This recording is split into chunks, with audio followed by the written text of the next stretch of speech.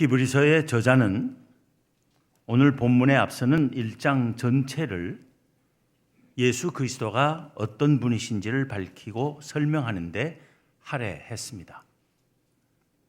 예수 그리스도는 하나님의 아들이시며 하나님의 완전한 계시라는 것입니다. 그는 아버지 하나님과 함께 천지의 창조주이실 뿐 아니라 그 모든 피조 세계를 보존하시고 다스리시는 섭리주시라는 것입니다. 뿐만 아니라 그는 우리의 죄를 씻으시고 우리를 구원하시는 주님이시고 아버지 하나님의 우편에 앉아 계시다가 하나님의 나라를 완성하실 심판주로 다시 세상에 오시리라는 것입니다. 따라서 그는 하나님 외에 그 어떤 존재와도 동일시되거나 비교될 수 없는 분이라는 것입니다. 하나님이 아닌 다른 존재, 즉 피조물 중 가장 뛰어난 존재인 천사라 할지라도 예수 그리스도와 비교될 수는 없다는 것입니다. 히브리서 기자는 1장 4절부터 12절까지, 즉 1장의 4분의 3을 예수 그리스도께서 천사보다 훨씬 뛰어남을 설명하는 데 다 썼습니다. 그 의도가 무엇인지를 우리는 오늘 본문에서 알아볼 수 있을 것입니다. 1장이 예수 그리스도에 대한 신학적 설명이었다면 오늘 본문은 그에 관하여 알게 된 바를 유념하며 실천하라는 권면입니다. 본문 1절을 봅니다. 그러므로 우리는 들은 것에 더욱 유념함으로 우리가 흘러 떠내려가지 않도록 함이 마땅하니라. 흘러 떠내려가지 않도록 해야 한다는 것은 거짓 교사들의 가르침을 따라가서는 안 된다는 것입니다. 히브리서의 수신자 교회 신자들은 복음의 말씀을 듣기는 했지만 마음에 새기지는 못하고 있었기 때문에 예수 그리스도를 따르는 데서 떨어져 나갈 위험에 처해 있었던 것입니다. 거짓 가르침으로 흘러 떠내려가지 않으려면 들은 것에 더욱 유념해야 한다는 것입니다. 여기서 들은 것이란 물론 예수 그리스도에 관한 말씀입니다. 유념한다는 것은 그저 듣기만 하거나 사변적으로 관심을 기울이는 것이 아니라 실천적인 관심을 갖는 것을 말합니다. 야고보서의 저자는 쓰기를 너희는 말씀을 행하는 자가 되고 듣기만 하여 자신을 속이는 자가 되지 말라.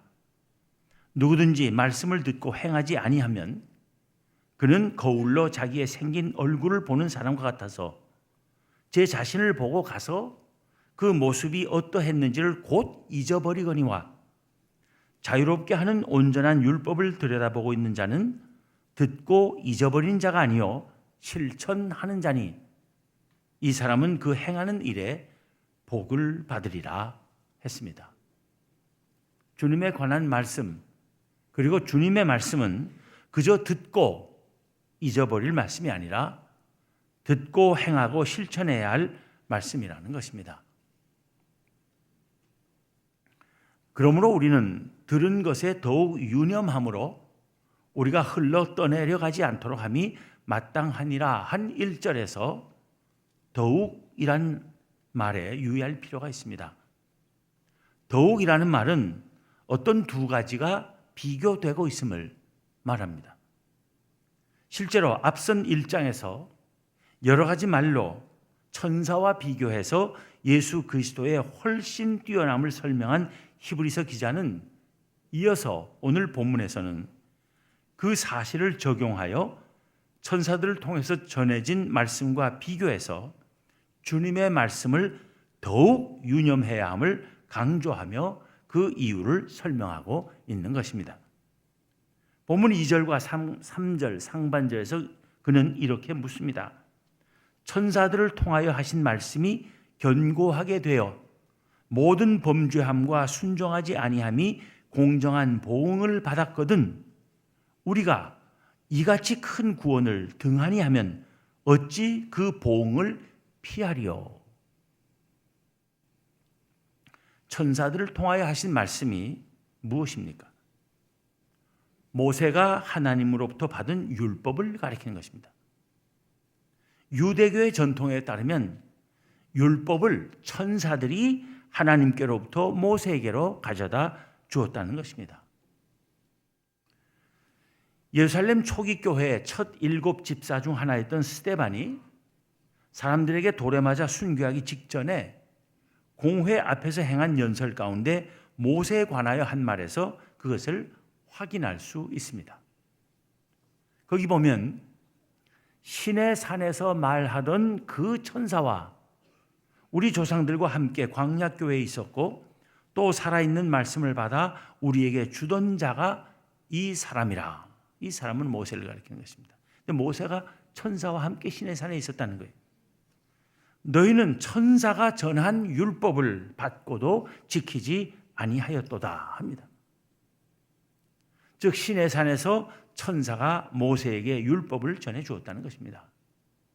사도 바울도 갈라디아서 3장 19절에서 이렇게 쓰고 있습니다. 그런즉 율법은 무엇이냐? 범법함으로 더하여진 것이라. 천사들을 통하여 한 중보자의 손으로 베푸신 것인데 약속하신 자손이 오시기까지 있을 것이라. 여기서 중보자란 곧 모세를 말합니다. 천사들을 통해서 모세의 손에 율법이 전해졌다 그 말이에요.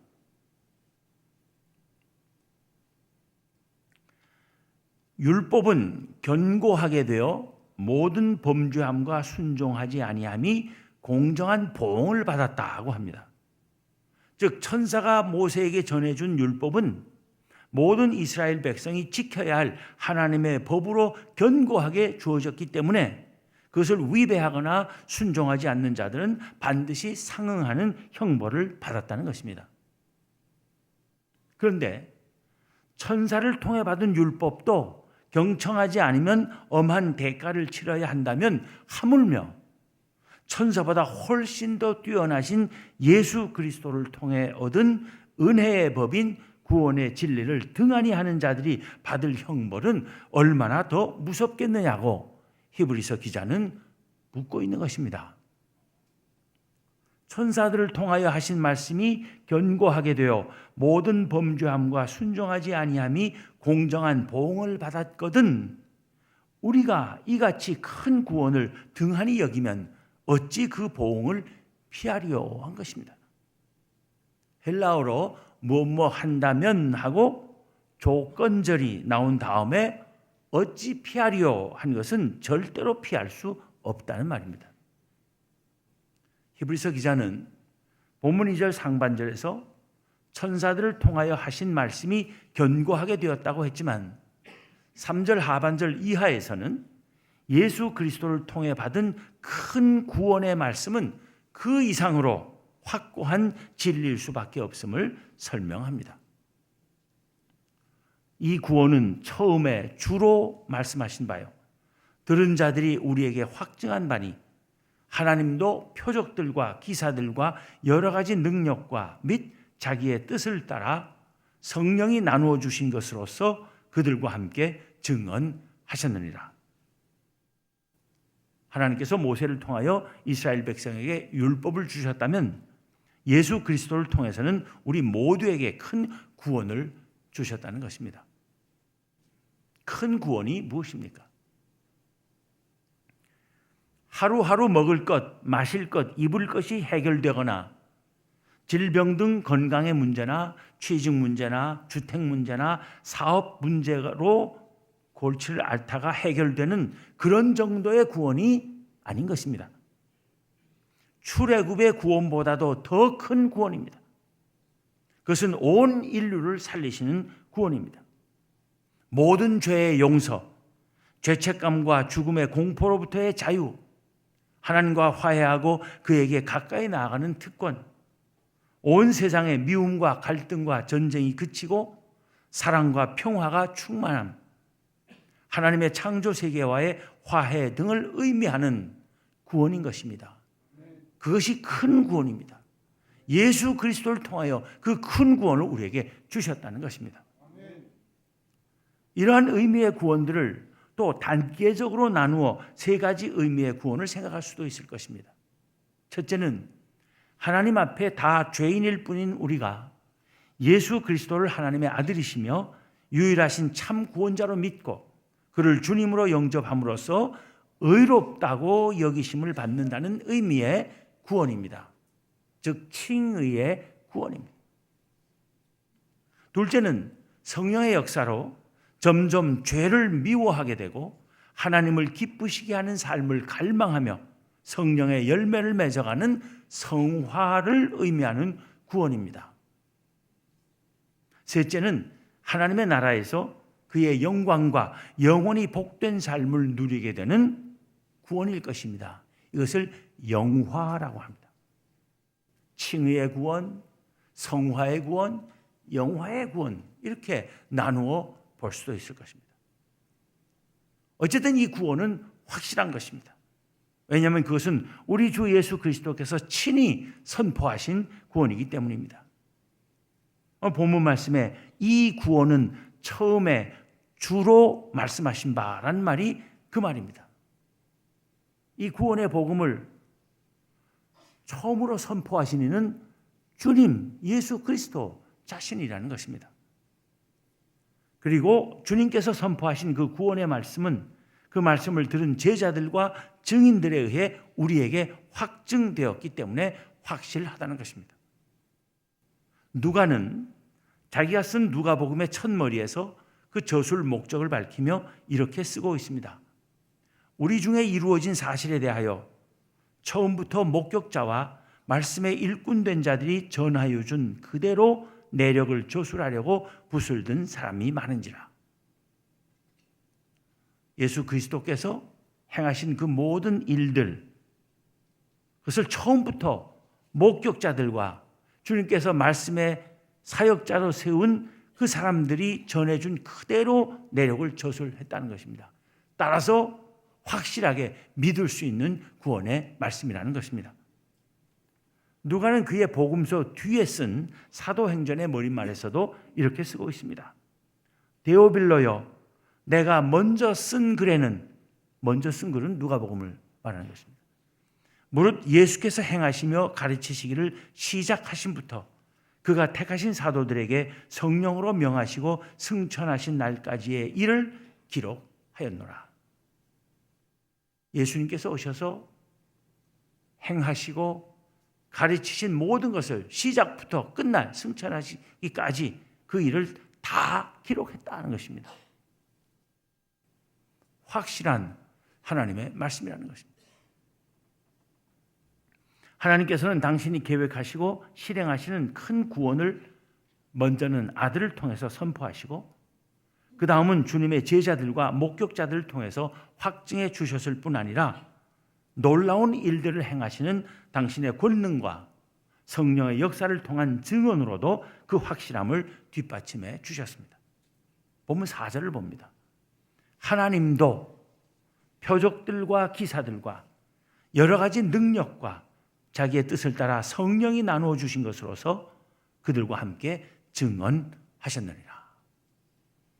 표적과 기사는 사실은 둘 다 우리가 보통 기적이라고 말하는 것을 가리키는 말들입니다. 굳이 구별한다면 표적은 기적의 의미에 초점을 맞춘 말이고 기사는 자연적으로는 설명이 되지 않는, 그래서 놀람을 일으키는 기적의 성격에 초점을 맞춘 말이라고 할 수 있습니다. 도무지 설명이 되지 않은 놀라운 일들이라서 기이한 일들에서 기사라 그러는 것입니다. 여러 가지 능력은 예를 들면 출애굽의 역사 속에서 하나님께서 표적과 기사를 행하시며 하나님께서 당신의 백성 가운데서 역사하심을 확인시켜 준 것과 같은 다양한 능력을 말합니다. 모세 때 하나님께서는 그의 손을 통해서 이집트 땅에 10가지 재앙을 내리셨습니다. 놀라운 일들이 벌어졌어요. 출애굽에서 홍해 앞에 다다랐을 때 뒤에서 바로의 군사들이 추격해 왔습니다. 진퇴양난에 빠졌을 그때 모세는 손을 들어 지팡이를 가지고 홍해를 쳐서 갈랐습니다. 그래서 이스라엘 백성들이 안전하게 다 건넜어요. 바로의 군사들은 다 수장시켰습니다.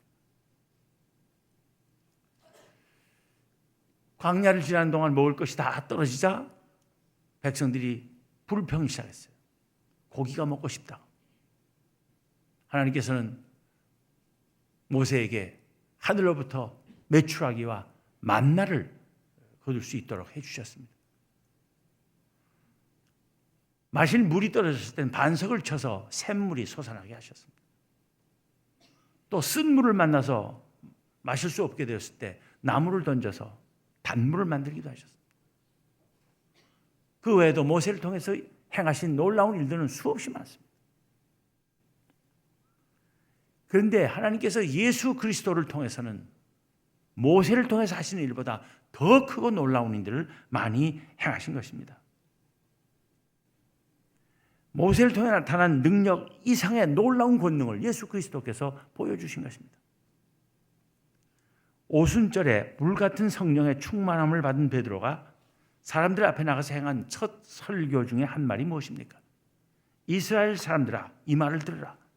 너희도 아는 바와 같이 하나님께서 나사렛 예수로 큰 권능과 기사와 표적을 너희 가운데서 베푸사 너희 앞에서 그를 증언하셨느니라 한 것입니다. 예수 그리스도를 통한 구원의 말씀의 확실함을 하나님께서 여러 가지 표적과 기사들로 보여주셨다는 거예요. 실로 예수님은 인류 전 역사에 전무후무한 많은 일들을 행하셨습니다.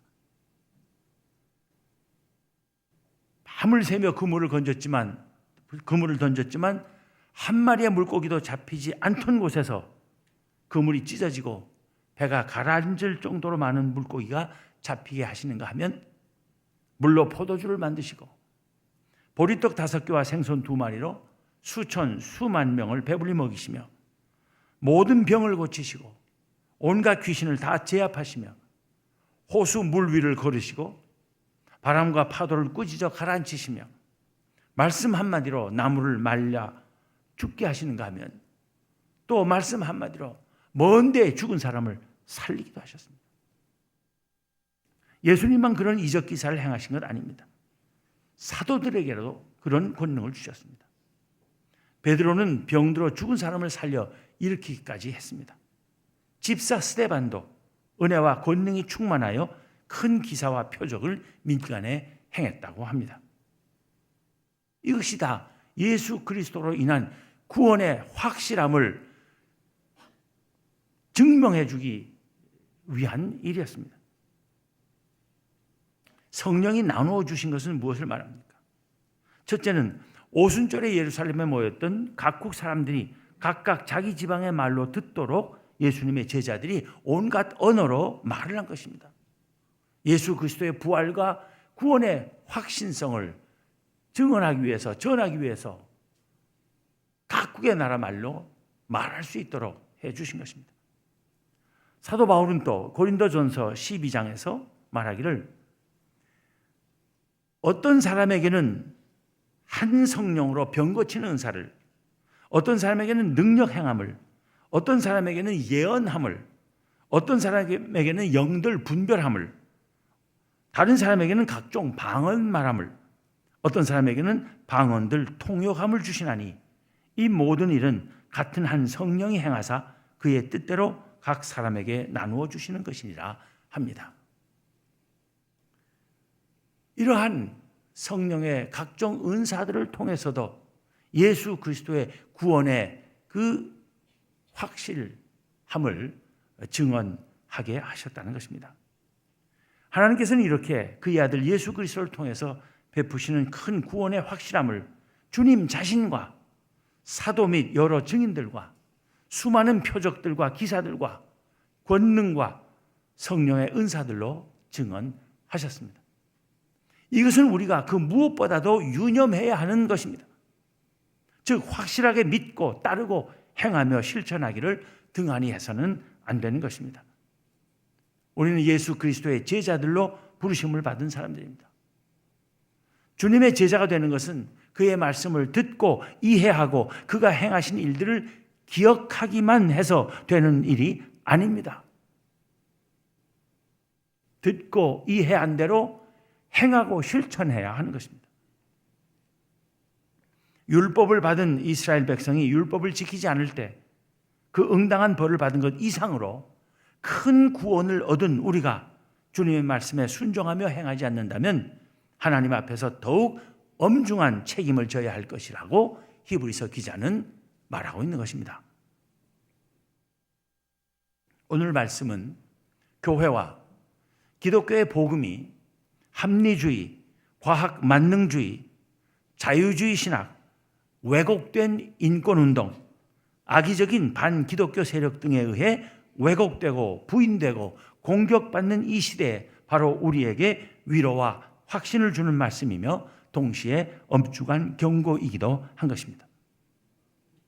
우리에게 위로와 확신을 주는 것은 예수 그리스도의 그 구원의 복음은 주님께서 친히 선포하셨고 사도들이 증언했고 하나님께서 표적과 기사들과 권능과 성령의 역사로 우리에게 확증해 주신 것이기 때문에 세상이 뭐라고 해도 우리가 안심하고 믿을 수 있기 때문이라는 것입니다. 동시에 엄중한 경고가 되는 것은 우리가 그 말씀을 듣기만 하고 지켜 행하지 않으면 옛날 율법을 지키지 않아서 이스라엘 백성이 받은 그 보응보다 더 큰 보응을 우리가 받아야 할 것이라고 하는 경고가 된다는 것입니다. 그 어떤 과학적 증거보다도 확실한 창조주 하나님의 증거 앞에서 보이는 불신앙과 불순종같이 불행한 일은 없는 것입니다. 우리는 세상이 뭐라 해도 예수 그리스도의 구원의 복음을 확신하며 그의 말씀에 기쁨과 감사함으로 순종하기를 끝까지 지켜나가야 할 것입니다. 기도하겠습니다.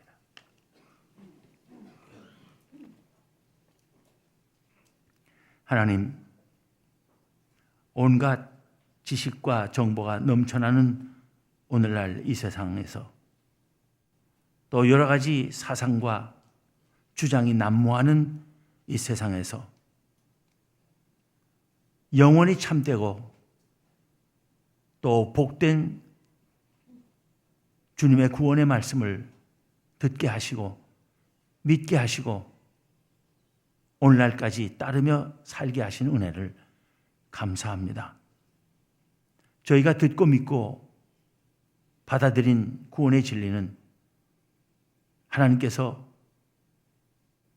존귀하신 아들 예수 그리스도를 통해서 선포하신 것이고 그의 사도들을 통해서 증언하게 하신 것이며 하나님 자신이 표적과 기사와 여러 가지 권능과 성령의 역사로 저희들에게 확증하여 주신 것인데 그런 말씀을 떠나서 흘러 떠내려가지 않도록 저희들을 붙들어 주시고 지켜주시기를 원합니다.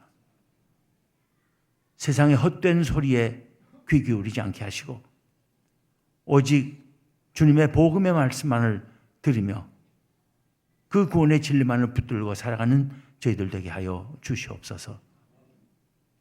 아직도 예수 그리스도를 알지 못하고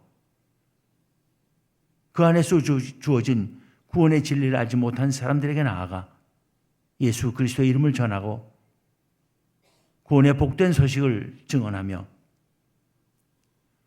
예수 그리스도에 인하여 누리게 되는 하늘나라의 복된 삶을 알릴 수 있는 저희와 저희의 모든 삶이 되게 하여 주시옵소서.